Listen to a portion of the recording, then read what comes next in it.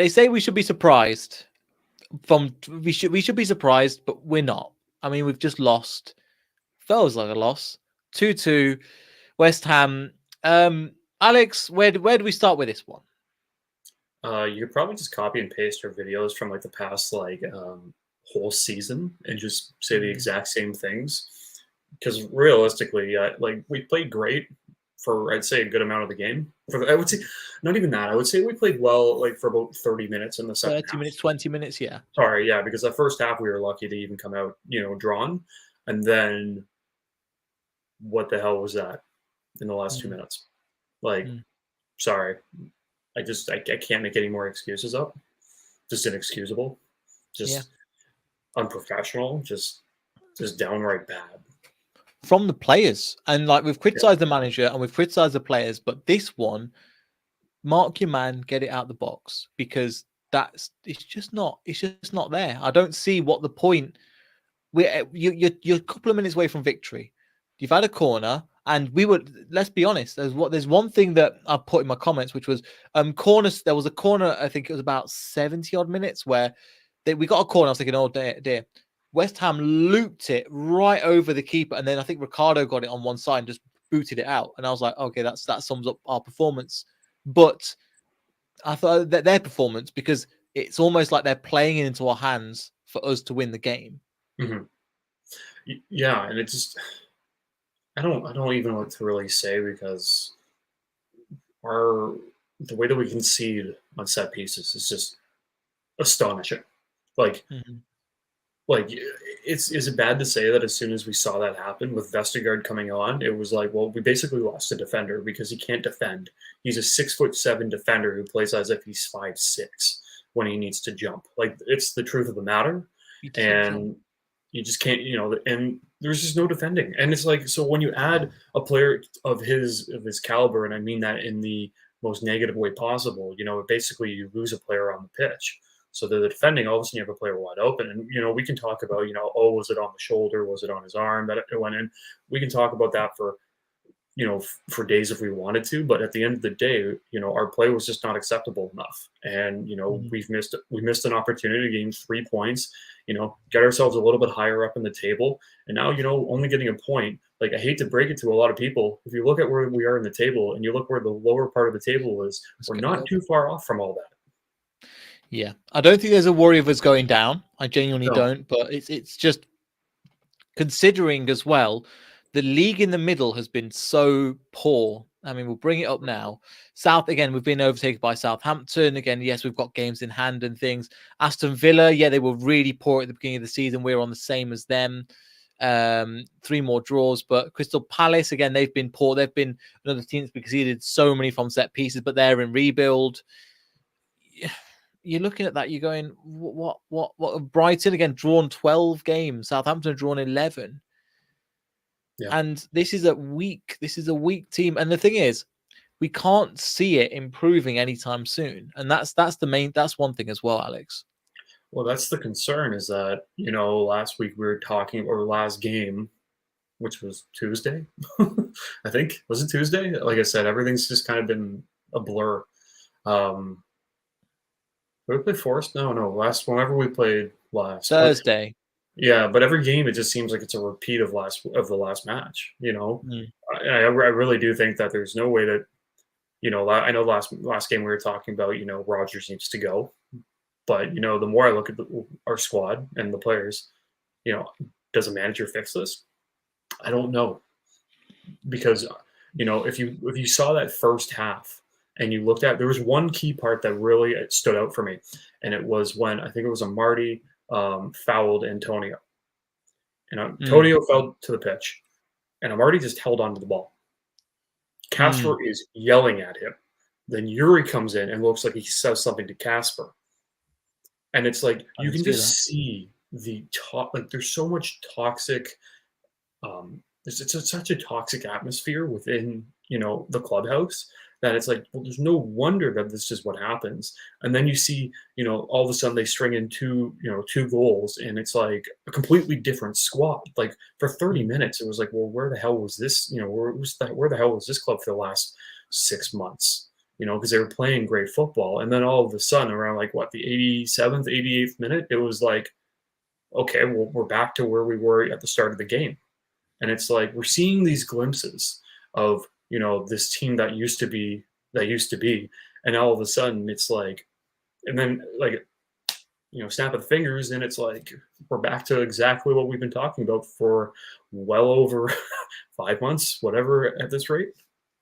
Yeah, I mean that's a good point as well. I think again we'll get into I won't even get into the much of the first half. I was just looking at it going, not surprised, terrible football. But one thing as well that manager again is the manager going to change this? No, but there's certain things you can do. And again, I think Schmeichel's talk. I'm pretty sure that Rob Tanner talked about this when we interviewed him. He said that a goalkeeper needs a solid back four or a solid back five in order to impress again and again. Now, I know we've not been playing great, but you chopping and changing, Brendan, hasn't improved that at all. Sticking Söyüncü in, and this is one thing that I don't understand. He's come out and publicly slandered certain players. So when he talked about the leadership in the squad, he dropped 3 players. He dropped Barnes, he dropped Tielemans, he dropped Söyüncü. And he came out strong and said, these guys aren't leaders. They're not good enough to lead us into the pitch.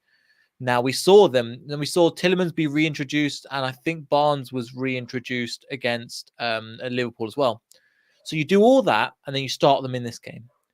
I can't understand the logic behind that, because in every single way you lose. You've lost the players because you've thrown them under the bus, and yet you've given them a chance. So what are you saying to the fans of the club as well? I genuinely don't understand what he does in that situation. No, and it just, you could see the frustration on the players' faces, and that's the thing. The way that they're playing, like that, like I know we're going back to the first half, but they could barely get string 2 passes together. And like you could hear it, the crowd. The crowd was just sick and tired of it. And it's like I don't know what Rodgers is doing, because Rodgers is either, it's the players, and these are the players that really need to show up and decide that if they want to play for this club, they need to really bring it every week. And then he doesn't play them, and then he reintroduces them halfway through the game. Doesn't do anything anyways. But then today, like less than a week from when those comments came out, he goes, Yuri's starting, Söyüncü's starting, and Barnes is starting. So from what I'm reading now is that, if you don't have the drive and motivation to play, or from Rodgers' perspective, he's just going to bench you for about 50 minutes, 50, 60 minutes, and then he's going to call you back on because he doesn't have any other option.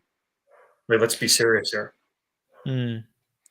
Yeah, we can't play Vestergaard. I just dropped Daniel Amati and Wilfred Ndidi into that back line. That's the most solid our defence has looked, and that's not really saying much. You play Samori in the midfield, who again has looked a bit poor, but there's at least something you could do there. In the first half, just coming into it, there's words I put West Ham were looking, again, they weren't even great in the first half. We made them look fantastic. There was no purpose, there was no intention, there was no desire, kind of the basics of football that you expect. And the ball just went between the 3 of them to the midfield, and between the 3 of them.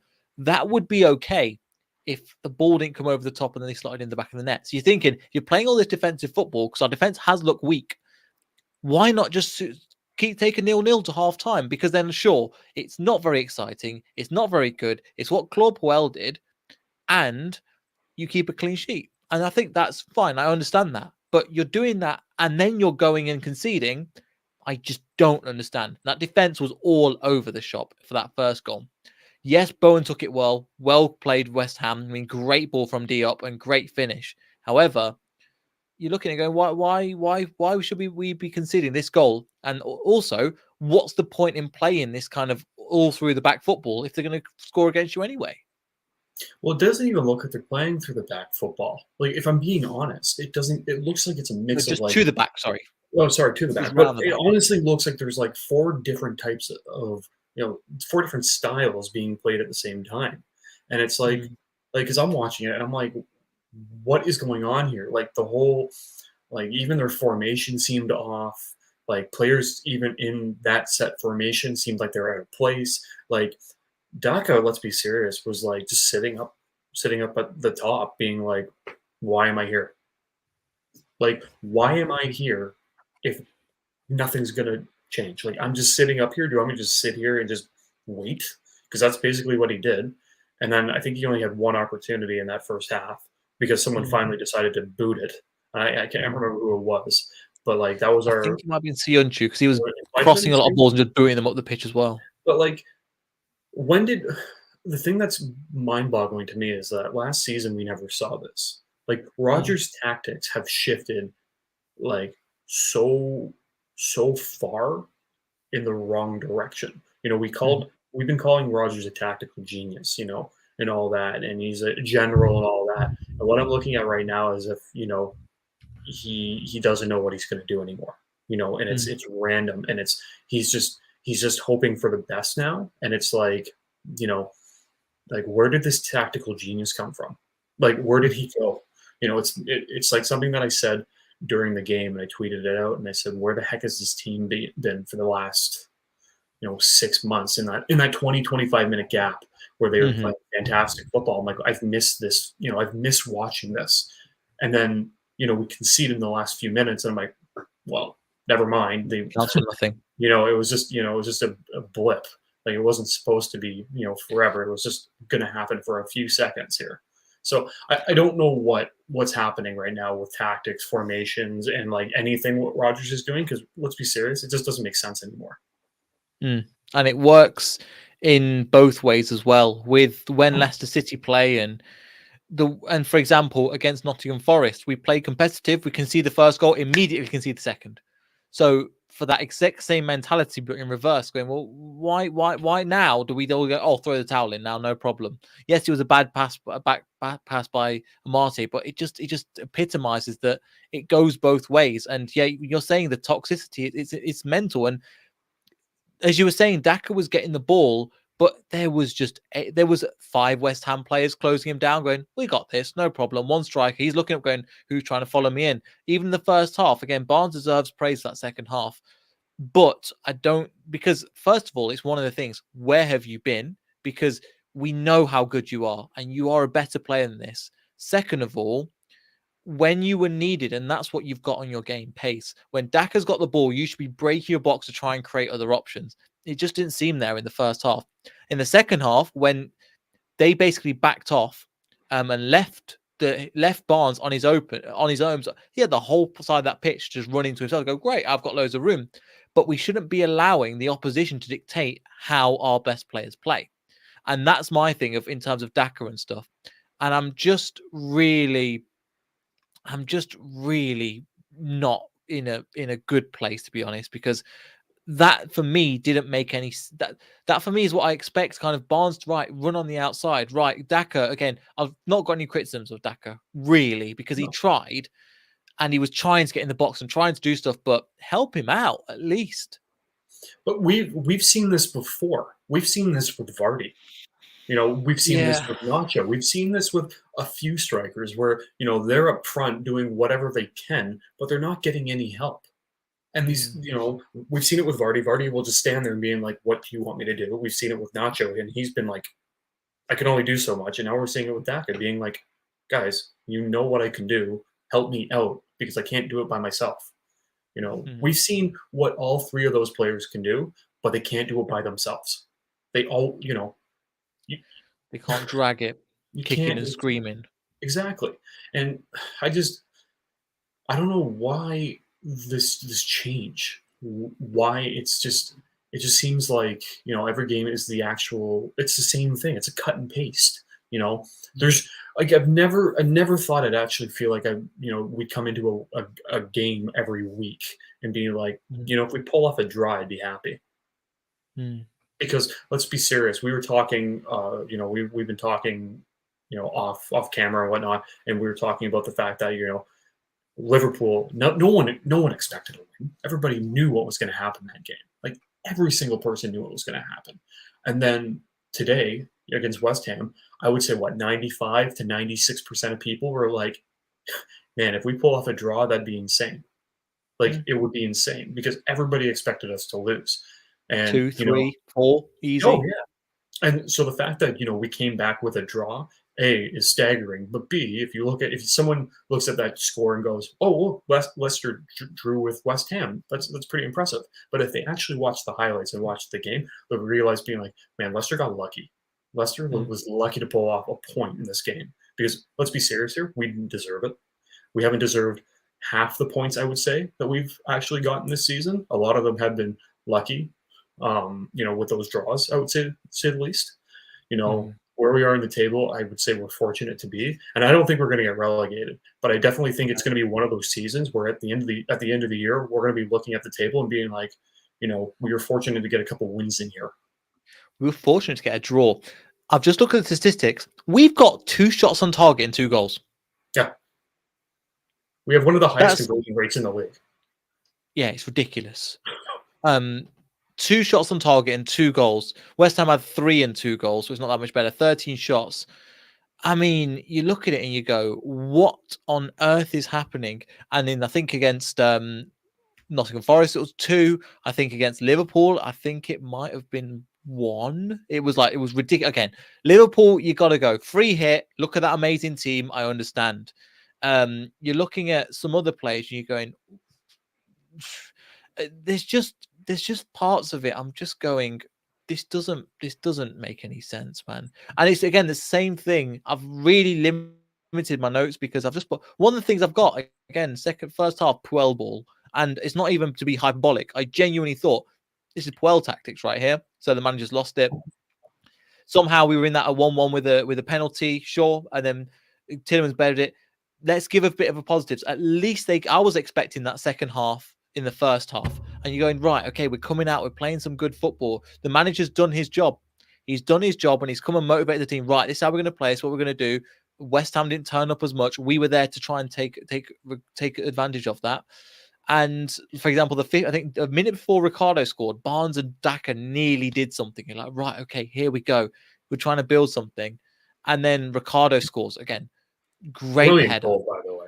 Brilliant Fantastic header. And of all the things you expected, a headed goal from Ricardo, that's phenomenal in itself. Yeah. So you look at that. Yeah, you have to also give him credit because he hasn't scored in 2 years, and that was a brilliant goal. Yeah. Especially when you think about the injury he's come back from, all the injuries that he's dealt with since coming back from that major injury. Getting a goal like that, that actually gives probably, in my opinion, it'd give him a morale boost. Personally, it would give him a morale boost. As a club, losing in the final minutes kind of gets rid of that entire thing. But I think for Ricardo's sake, getting that kind of a goal probably lifts his morale just a bit more than everybody else right now. But yeah, and there are players like him that are pulling their own weight, even though it shouldn't be reliant on a player that's coming back from injury. 2-3 games ago? Then he's coming back into this team now, Ricardo. Well, you're looking at players like, again, Barnes. He did some good bit. I think that, again, people are looking at injuries. I think Wesley Fofana is a massive miss. However, he's not the solution to our problems. It won't just go, Leicester will be better from set pieces once Fofana comes back. No, this is a deeper problem than that. And as Alex is saying, yeah, we need the season to end now so that some of these players can get out of the team and stop rotting the rest of them. KDH, I have to give a shout out. What a consistent performer again and again. And I've got future Leicester captain, future leader, because I think I've slandered the team a lot, and but I want to keep it fair. KDH today, I genuinely can't think of a game where he's put a foot wrong sometimes. I'll give you 2 things about KDH: future Leicester captain and future England national player. He'll play for the England. I'm Gary. I have a feeling the way that he's playing at his age and the development on how he's been able to slot himself into the squad, he's undroppable. I would play him before I'd play Yuri at this point. I would. And that's saying something. Yeah, I'm surprised. In Diddy, I just don't know what's happened to him. And you really need to look at KDH in a way. He understands it. He has that drive. He has that desire. Yeah. I would say he was one of the lone players that gave 110% the entire game. He didn't stop. And even at the end of the match, you could see him just kind of go on his, he just was exhausted. And you had other players that were just like, damn it, we lost. And you can tell by the mood. You can tell by how some players react, and I know, we'll get comments, you get comments like KDH needs to improve his final ball. And yeah, he's still young. He's still young. He's got time to develop. And the fact that if you look at where he's been playing over the last few seasons, he was on loan at Luton last year. The fact that he's in the Leicester squad this year, and undroppable is saying something. We're talking about a player who's still young, can still develop. Look at another player. Unfortunately, James Justin got re-injured today. But when he came into the squad, he was also, I believe, was he from Luton as well? Yeah, he was from He Luton. was Yeah. Luton as well. And at the start, he never played a lot. And now, let's be serious. Without this injury, he'd still be in the lineup every game. These young talents know exactly. These are the young talents we need, and I think, you kind of saying, at this rate, I just want the season to end, and I truly mean it, because I really do think we need to get some players out of the squad. Love Yuri Tillmans, but let's be serious here. He's ready. He's ready to go. And I still think he's going to give. Yeah. I still think he's going to give 100%. I think he really gave. I think he gave a what today. He actually cared, because he almost got a second goal in the second half. Yeah. But once he goes, I honestly think Soyuncu is going to leave. There's a lot. Vestergaard needs to go. Bertrand just needs to leave. And there's just players that you just need to move on from, and you need to develop. You have to bring in players that want to be here, and I think that's the big thing. Is that we are not going to. We're not Man City. We're not Man United. We're not Arsenal. We're not any of these big six clubs. We're Leicester City, and you're going to want the players that are here to play and want to play for the badge. Yeah, I definitely agree as well. One thing as well that, again, I've got in comments, I think Luke Thomas had a decent game, considering he came on, and I think that's another player that, again, you'll talk about the KDH effect. Luke Thomas has got that in you can see that kind of determination. He's not got that same. I don't want to slander him, but he's more of a quiet player. And kind of, I'll do my business in the background. KDH will kind of grab the game by the scruff of the neck and then get him over and get the game over the line. Luke Thomas just does his stuff quietly behind the scenes a little bit more. But there's nothing wrong with that. Those are the type of players that I think I admire more than the ones that are always in your face. They do the job, what they need to do. And, they're not there being like, well, what about me? Thomas has been, in my opinion, he's been quite consistent, especially for his age. People forget he's only 20 years old, Like, let's be serious here. He's competed against some of the best in the world. Let's be he Mohamed Salah in his pocket. I was going to say, yeah, and he played against Chelsea, and just absolutely shut them down again in the FA Cup final. And he's give him a year or two. Give him 2 years. Like, imagine he's the same age. Imagine him at 22 years old. At the age of KDH is vastly different. Like, that's another player that I give a year or two. We're laughing, because he's going to be that starting left back that is going to be constantly playing. And I also think that give Luke Thomas a couple of years. I definitely think he'd be in consideration for the England squad. Yeah. I think you're looking at a couple more players as well. I think Daka, I know we've seen a glimpse, but his ceiling is unbelievable. He's another one. Samore, I think, is another one as well. His ceiling is amazing. I've seen some great stuff from him. However, I think he's nowhere near it now. But you look at the likes of, you look at certain players, Jimmy Vardy, when he came into the championship for the first year, you're looking and going, oh, this guy's not cut out for it. I'm seeing the same patterns again. I'm seeing the same patterns as Yuri Tillmans. You're going, before, when the year after his contract, we were like, yeah, he's not good enough. But then we're seeing it again. So we've got these players. Ricardo, give him a run in the side. We've seen what it does. We've seen what he does. Yes, he's 28, but my God, he's coming into the peak of his career. And if he can stay injury-free, we've got so exciting talent. And what I don't want is these players that don't want to be here to rot this talent and get them out.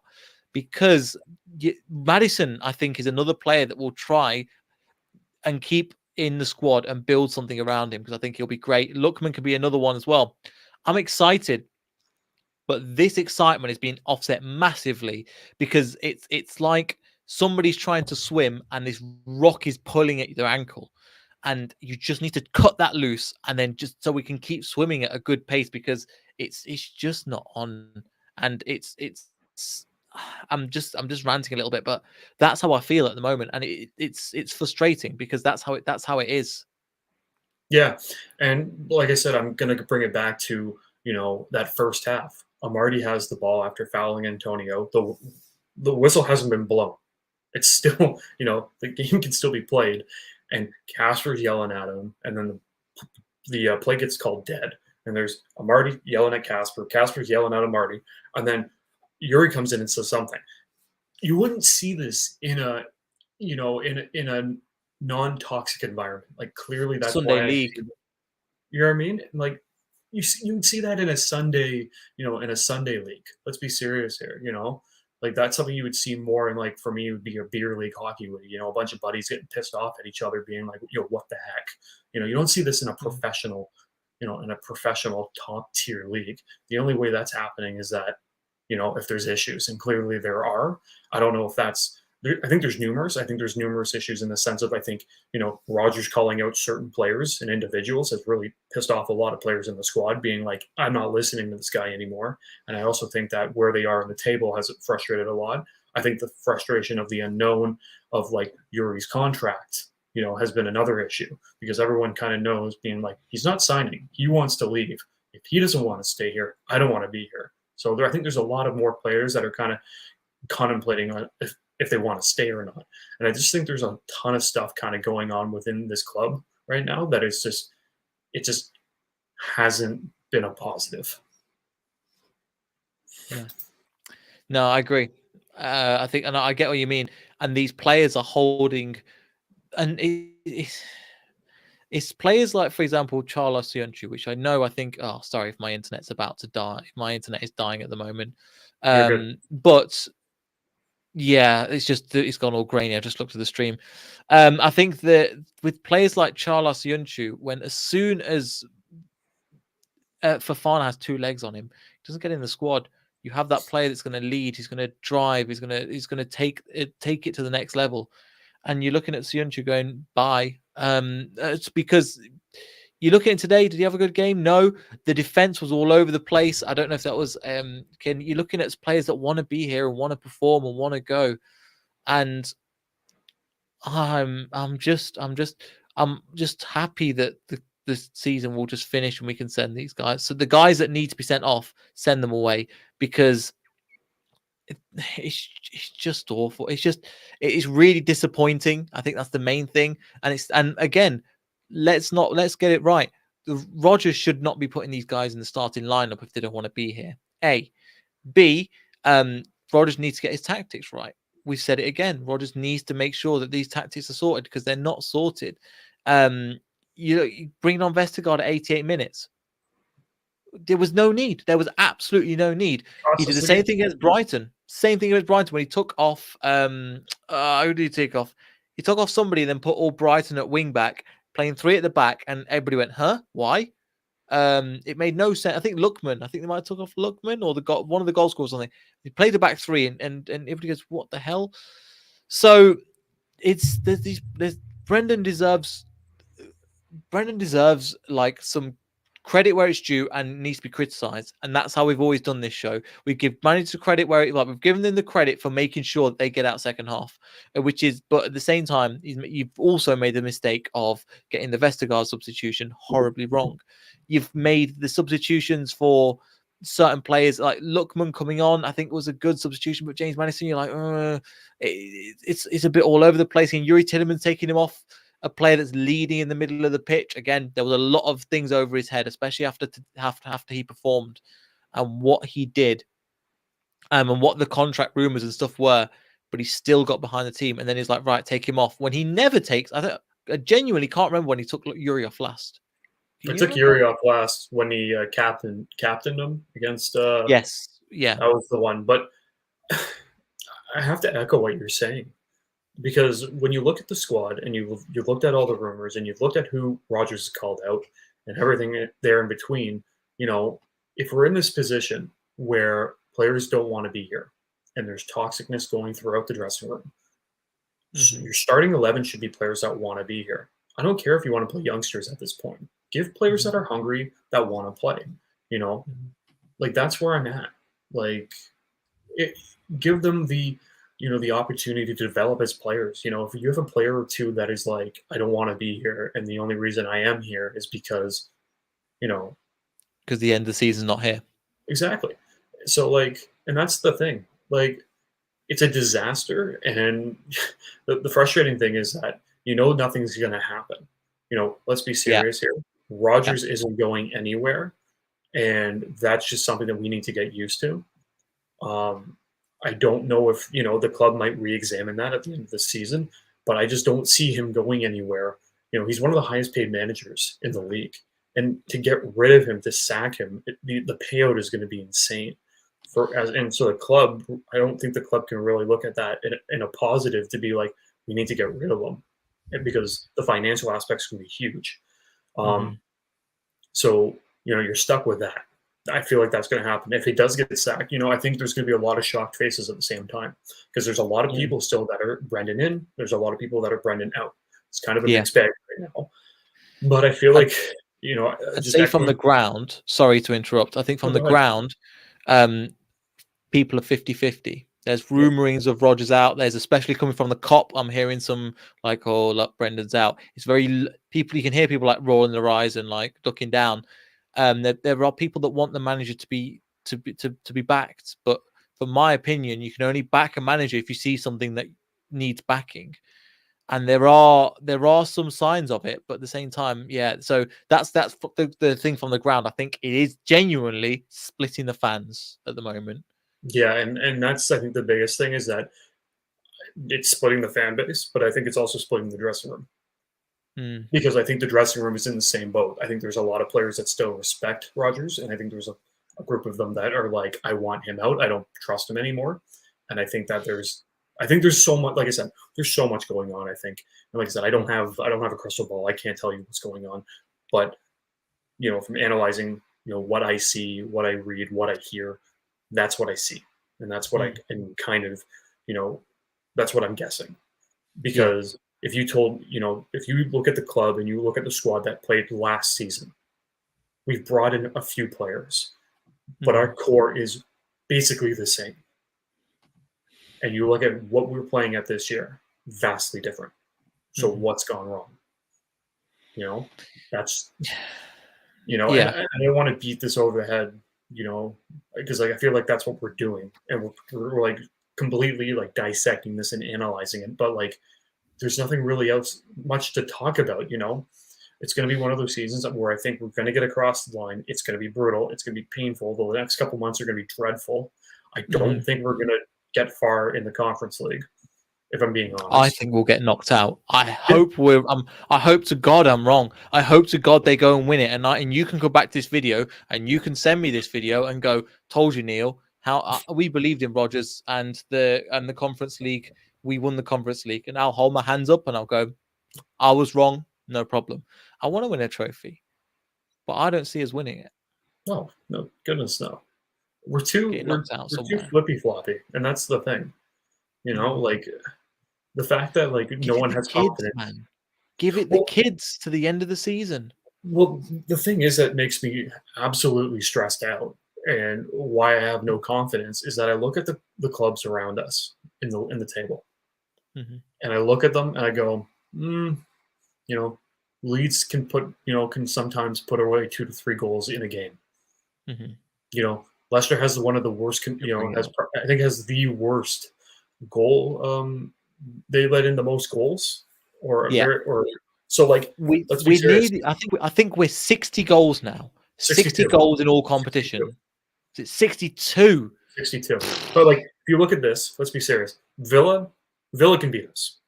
Yeah, they did. Crystal Palace. I think we could beat them, but I'm never going to say never. Brentford, you don't know what you're going to get with Brentford. They haven't won in, I think, 5 or 6 games, but they nearly beat us. But they nearly beat us. Leeds, I think Leeds could beat us. Everton, you don't know what's going to happen with Everton. No idea. Yeah. Newcastle, I'm going to say it. Newcastle will beat us next time. I agree. Look at this, minus 36 goal difference. Ooh! But I also think it's Norwich. Yeah. You know what I mean? And then I think we could beat Watford, but Burnley, I know they don't have Chris Wood, so that guarantees Newcastle is actually going to beat us now. But Burnley, I don't know why, but Burnley just seems like a type of club, and they're absolutely horrible with only 14 points on. But I feel like they could edge out a draw. And I look at that, and I look at the bottom, and and that's the scary thing is that you look at the clubs and you go, yeah, we could lose to about half of those clubs. Like, no problem. and then we go slightly up from the table. Southampton, they're capable of beating us. I Yeah. heard today from talking to a couple of people, apparently we're in for Salisu, Okay. really good defender from Southampton. We went for Vestergaard instead, and that put another dagger in my heart. He was only 20 mil. He was only 5 mil more. Anyway, Brighton, yeah. Tottenham or Spurs, they can Tottenham. probably beat us. So this is something that might feel. I don't know if anybody shares the same sentiment. We have a few things wrong with our club. This club here So and this much club more. here, Oh, so much. they need throwing in the bin and starting again. These have got the biggest net spend in the world in terms of clubs, and they are all over the place. Tottenham are in. I don't even know. The manager's come out and said top 4 is now impossible, even though they are only again 3 games in hand behind West Ham. But he said it's impossible. They lost. That is unbelievable. So Conte lost his 3rd game in a row for the first time in 12 years. It's a Spurs thing. It's a Spurs thing. Yeah, you beat me to it, mate. But again, that club is in free fall. Now we are in the beginning of rot is happening throughout the club. We are nowhere near as bad as them two. Nowhere near. Because the top of ours is actually decent. And thank God for that. The way I kind of view Leicester right now is that we're like a rocket ship that's currently blasted off, and we're kind of shaking, and you're kind of knowing that there's something going on, but there's no panic button. Like, you don't have to click the eject button. You know what I mean? But like, you look at like Tottenham, or you look at Man United, like they've already blown up. Like, they just disregarded the whole eject button, and they just blew up. And then you know, they're the people on the ground that are in like headquarters are like, well, what happened? Like, what happened? I think I see where you're going. I have another kind of on that same analogy, but the rockets going up.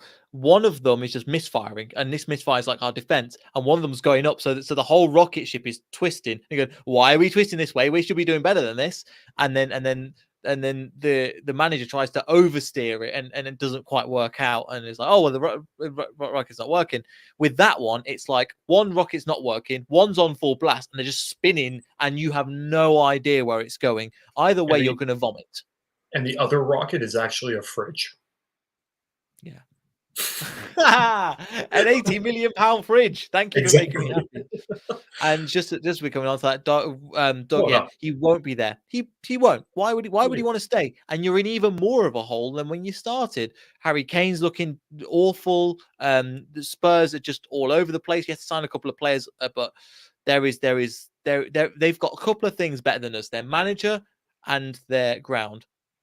Apart from that, I'd rather be in our position because there is so much wrong with that. Even with Manchester United, the amount of players that are on, people like Maguire, they've turned to Maguire, and we're like, we need to make a chant. What's it called? Thank you, man, thank you, United. 80 mil from Maguire. I was like, we need to make that into a chant as well because my God, we swindled them for that. So again, it's not. But we can. The thing is, people kind of coming back to Leicester City. People will be like, well, who's going to come in then? And it's a really cheap knockout answer for those of you who know that I went on Chris from Leicester Till I Die, and I gave a really cheap knockoff answer, but I think is a very valid answer. We've seen our club go and get a manager like Claudio Ranieri when we were in a horrible position. We were like, we've just graduated. I was like, right, back to Championship, everybody. See you later. Goodbye. We've been in worse situations than this. Let's not pretend like this is the worst situation in the world. Leicester City have been in worse positions than this. They will go and find somebody that we go, who? Just like they've done with, let's name a few players. Samore, who the hell's he?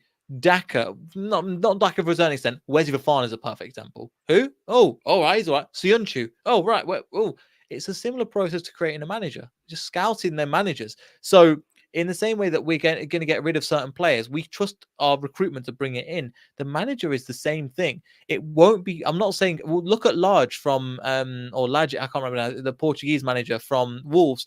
It's took him a couple of months. He's got his squad that he needs, and he's pushing on a path. The club won't make the same mistake by getting in a Brendan Rodgers-esque manager, so we can't fire him, and that will let him dictate Rodgers as transfers like Jose Perez, like Bertrand, like Vestergaard. The club will learn their lesson. I'm hoping that we sit here in a year's time and go, the manager's gone, but we're in a better place now, just like we did with Puel. No, I agree with you. I think down the line, our next manager is going to be more of an unknown, and I think that's the safest bet to go by. And that's nothing, it's nothing towards Rodgers or whatnot. But I definitely feel like the best way moving forward is to have a manager who has experience but wants to prove themselves. Give them that opportunity. Give them the chance to, really, take a club and be like, this is where they finished last year. I want to do better, but I want to do it my way, and I want to do it in a way that the club sees it the same way.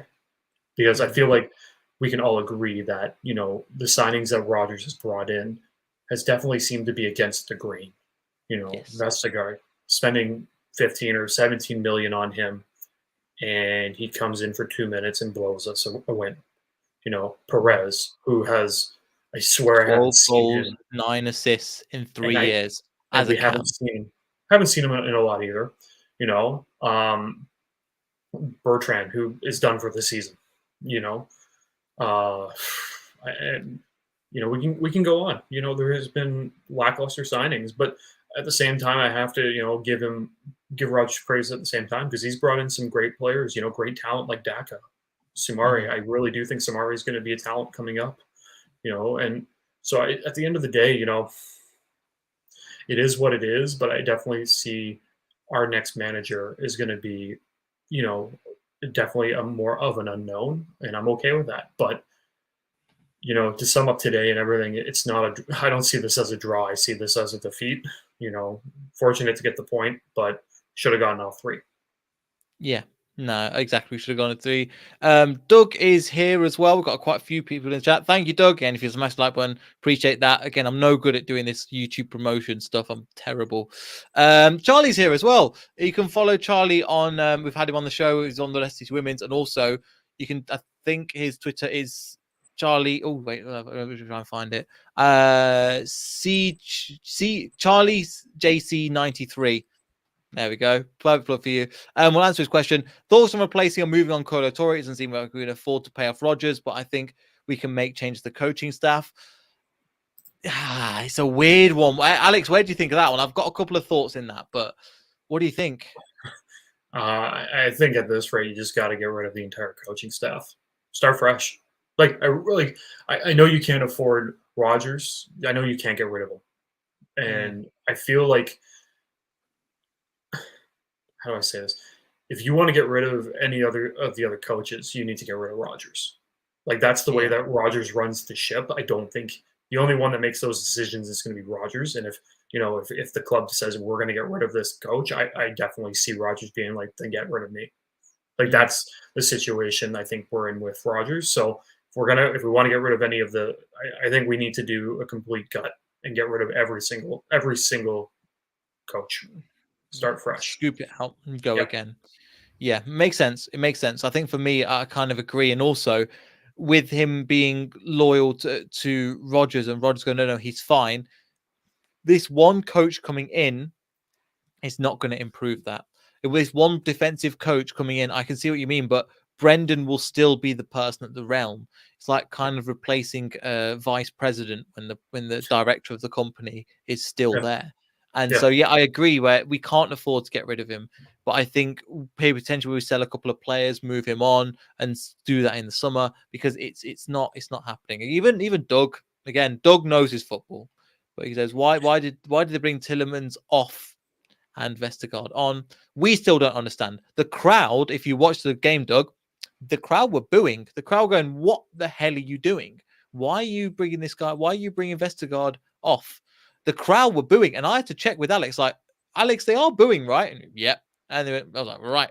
And then we conceded afterwards, just proving the crowd why I get right once again. Tillemans to stay. Sorry. So Chris, make sure you check out Leicester Till I Die TV again. Sorry, I'm interrupting Alex here, but Tillemans staying on with Vestergaard coming on with Drew. What the hell did we do? The substitution of the corners. Exactly. So you were saying, Alex? Sorry, before I interrupted. I don't think anyone knows what Rodgers was thinking, because everybody it seemed like everybody in the stadium was just, everybody was confused. I know group chats that I was in were like, why? And most people were like, well, we're gonna either lose here or we're gonna concede a goal here and we're gonna draw. Like, there was not a single person that said, well, Vestergaard could do something here. Yeah, he might actually do something. Like, there was not a single person. That's saying something. Don't play him. He's a liability everywhere, all the time. Just even with 2 minutes to go, you're like, what the hell's happening? And why does this make zero sense? Well, even if you look at the replay of the goal, it went off his arm, but Vestergaard is like you could see him moving, not knowing where to go. And it's like, you're 6'6.5", 6'6", 6'7" defender. Like, you shouldn't have to worry. You could jump, and that'd be the end of it. But he can't. Still. I know he can't do anything. Move your head towards the ball. I don't get it. I don't get it. I don't get it. So it's kind of like, it's kind. I don't know how to describe it. It's, imagine if you're at a supermarket, because I get this because I'm tall. Sometimes old people, especially smaller old people, will go, "Shuby, can you get some off the top shelf?" And I'll go, "No." If I ever go, "No," and I'm like, what, how you're that tall? That's what you're supposed to do. How the hell does that even make sense? I don't understand. And that was one thing which I'm kind of ashamed of, but at the same time, I wasn't to know. When I did the preview and all the analysis and looking at FB ref and stuff, and you're going, well, surely that would be something you can do. You can't even do that, Alex. You've got something. I swear he scored a couple of goals from headers, at least, for Southampton. I don't know. I really, like, I just wanted, before we close off. Yeah. Like, I want to know, because I'm very curious. There was a brilliant photo that I can't find, that I saved on my Twitter. I saved on Twitter. It's but 4 goals. Can't, it's on my phone. 4 goals. 4 goals. So I thought, okay, he can do something from set pieces. He hasn't scored since 20. Yeah, he scored last year. He scored 3 goals last year. Scored a goal in 2019, 2020, and that's it. He has only 14 clean sheets and is in 82 appearances. Yeah. And he has 0 assists. Like, I do, but going back to this comment, I do help the old people, but I'm giving it as an example. Help all the help old people. That's a note to end on. It was this, actually. I'm going to share the screenshot that they've, for some reason, Leicester City have cropped this one out, but I'm a big fan of this picture. Where's it gone? This, for me, was so powerful. I've seen this going around Twitter. This one, they've cropped, for some reason, they've cropped KDH in when they've got all this space here. Again, I'm not a fan of that. But this was such a powerful picture in my. The celebration that Ricardo is one of the players that are right. Keep him in, build a team around him, because this is an example of, right, this guy wants it. This guy, and you could see how much that meant to him.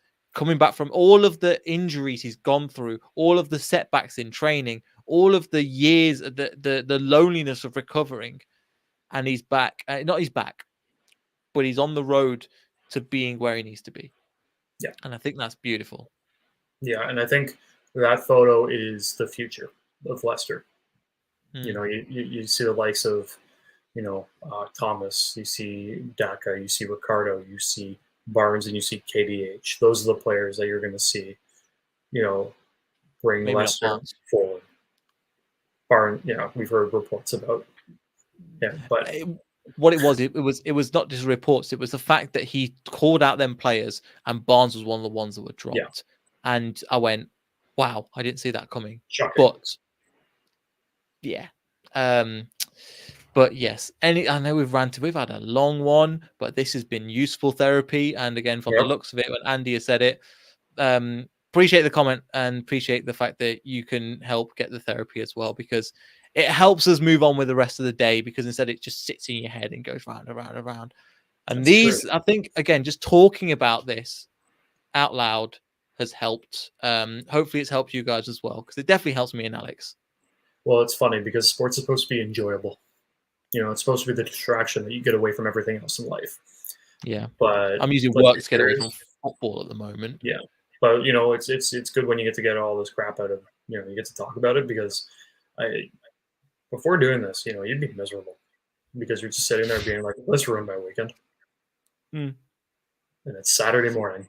Like for me, like there's going to be games moving forward. I think there's a game in the next couple of weeks for us. That's like 7:30 a.m. on a Saturday. So if we lose that game, it's not going to be a fun weekend. So yeah, you'll need to put yourself back to sleep after that one. Yeah, and then it was just a dream, just a nightmare, I'm going back to sleep.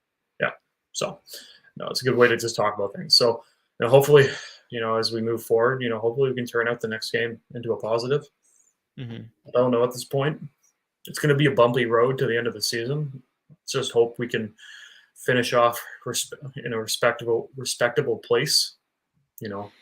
Because I don't know how much more I can really tolerate this. Mid-table would be mid-table. I'll take it. Yeah. Yeah. If you enjoyed the video, make sure to like and subscribe, all that good stuff.